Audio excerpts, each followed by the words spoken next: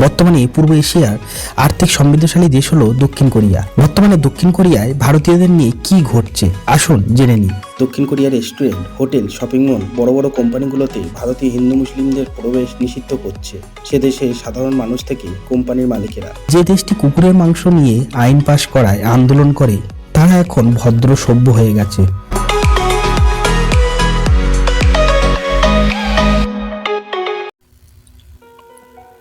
বর্তমানে পূর্ব এশিয়ার আর্থিক সমৃদ্ধশালী দেশ হলো দক্ষিণ কোরিয়া।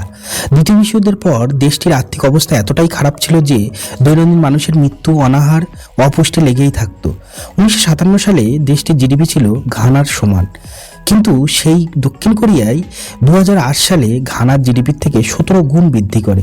এতটাই সমৃদ্ধ ঘটিয়েছে যে সারা বিশ্বে দক্ষিণ কোরিয়া হয়ে উঠেছে প্রভাবশালী। বর্তমানে দক্ষিণ কোরিয়ায় ভারতীয়দের নিয়ে কি ঘটছে আসুন জেনে নিই। দক্ষিণ কোরিয়ায় বর্তমানে রেস্টুরেন্ট, হোটেল, বড় বড় কোম্পানিগুলোতে ভারতীয়দের নিষিদ্ধ করছে সে দেশে 70% মানুষ। এমনকি ভারতের অন্ধ্রপ্রদেশে একটি কোরিয়ান রেস্টুরেন্টে ভারতীয়দের কাজে নেওয়া হয় না। কিন্তু অপরদিকে সাধারণ শ্রমিক সংকটে দক্ষিণ কোরিয়া সরকার ভারত সরকারের সাথে চুক্তি করতে চাইছে।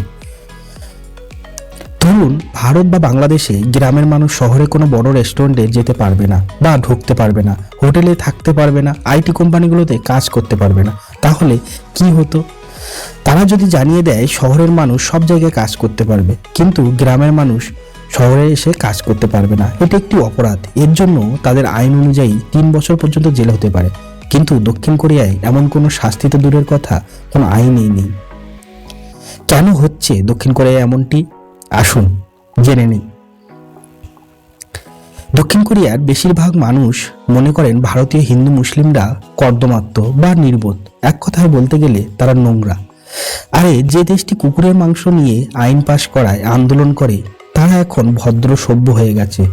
তারা এখন চাইছে ভারতীয়রা এমনকি ইউরোপ দেশগুলোর মানুষের নিষিদ্ধ করতে।